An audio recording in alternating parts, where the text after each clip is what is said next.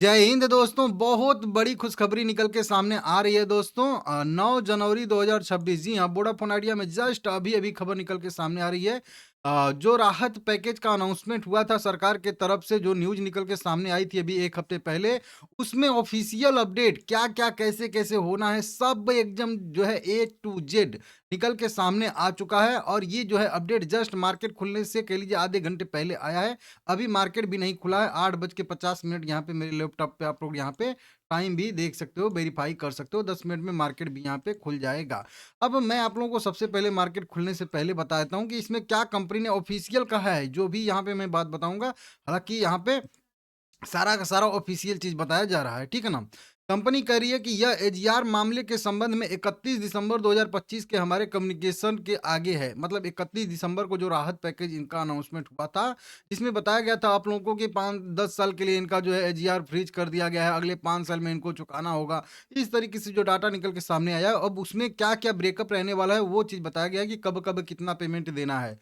हम बताना चाहते हैं कि हमें डिपार्टमेंट ऑफ कम्युनिकेशन से एक कम्युनिकेशन मिला है, जिसमें एजीआर मामले में कंपनी को राहत दी गई है। मतलब डीओटी की तरफ से इनको जो है दूरसंचार विभाग की तरफ से जो है इनको एक जो है यह जो है आदेश दिया गया है। ये कई सारी चीज़ें इसमें बताई गई है पॉइंट टू पॉइंट, इसमें आप लोगों को ध्यान देना है। सबसे पहला जो बताया जा रहा है कि कंपनी का एजीआर बकाया मूलधन, ब्याज, पेनाल्टी और पेनाल्टी पर ब्याज, ये चारों चीज़ों कंपनी ने क्या कहा था कि मूलधन और पेनाल्टी पर ब्याज की माफ़ी की माँग की थी, और ब्याज में भी छूट की माँग की थी, और मूलधन तो जितना रहेगा। अब ये चारों चीज़ जो कंपनी के पहले थे, जो मूलधन, ब्याज, पेनाल्टी और पेनाल्टी पर ब्याज, वित्त वर्ष 2006-7 से लेकर वित्त वर्ष 18-19 की अवधि के लिए 31/12/2025 तक फ्रीज कर दिया गया है, जो वही वाला फैसला आया था कोर्ट का, ठीक है ना? सरकार का।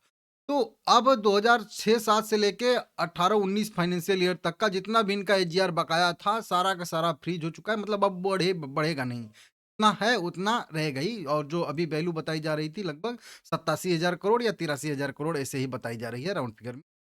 टिक जाएगा, ठीक है ना?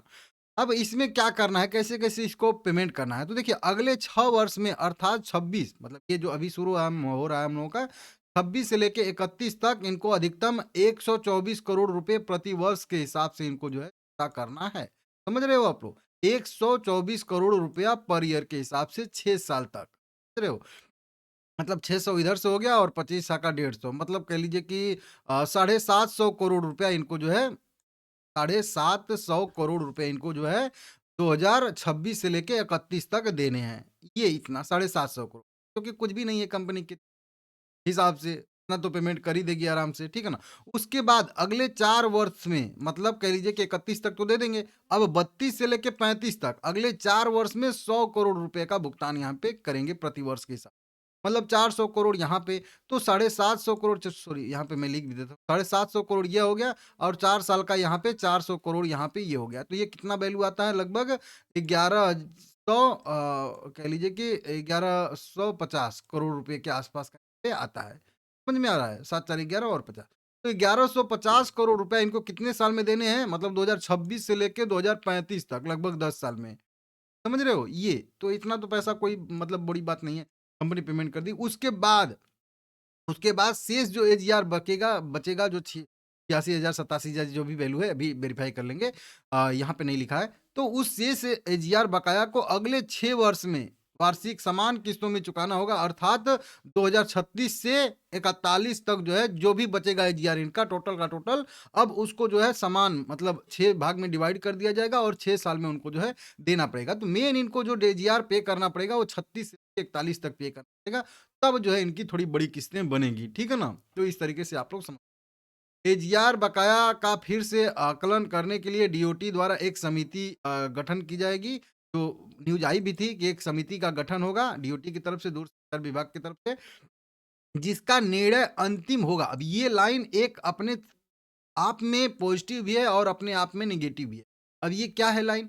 जिसका निर्णय अंतिम होगा, मतलब इस निर्णय के बाद फिर कंपनी जो है उसमें इधर-उधर नहीं करेगी, नहीं ये कर दो, ये जो है एकदम फाइनल फैसला लगभग होने वाला है, जिसका निर्णय अंतिम होने, अब ये लाइन अपने आप में पॉजिटिव नेगेटिव दोनों साइड कैसे है कि अगर एजीआर में बहुत ज़्यादा कट आ गया, जैसे कि मान लीजिए 86,000 करोड़ के हिसाब से अगर देखेंगे 50,000 करोड़ कर दिया या 40,000 करोड़ कर दिया, अच्छा खासा छूट दे दिया, तो ये बढ़िया हो जाएगा। लेकिन अगर मान लेते हैं कि 86,000 87,000 करोड़ के एजीआर बकाया में बहुत ज़्यादा चेंजेस नहीं होते हैं, 80,000 75,000 करोड़ ऐसे पे ही मतलब कैलकुलेशन के हिसाब से फिर से जो है मतलब रीएडजस्ट करने के बाद जो है 46 से 41 के बीच में बराबर किस्तों में चुकानी होगी जो भी।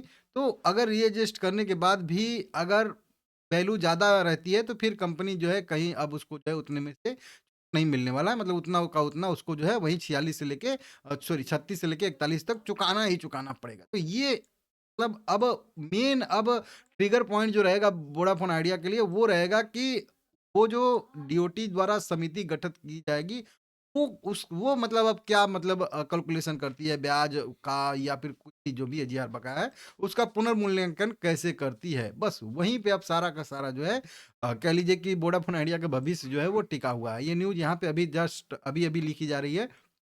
5 मिनट पहले, 10 मिनट पहले जो आप लोग देख ही रहे हो, और मैं आप लोगों को वही ऑफ़िशियल अपडेट रहेगा भाई, सबसे पहले आप लोग मेरा अपडेट देखो, ये ध्यान दीजिएगा। अगर ऑफ़िशियल अपडेट रहेगा, कोई पीडीएफ कंपनी भेजेगी तो, नहीं तो ऐसे तो न्यूज़ उड़ती रहती है। हाँ, यही 87-88 हज़ार करोड़ रुपए का टोटल रिज़र्व बकाया। वीडियो पसंद आया है लाइक करिएगा, चैनल को सब्सक्राइब कर लीजिएगा। अभी मार्केट ओपन तो नहीं हुआ है, 4 मिनट में मार्केट भी ओपन पे रहेगा, लाइक करिएगा।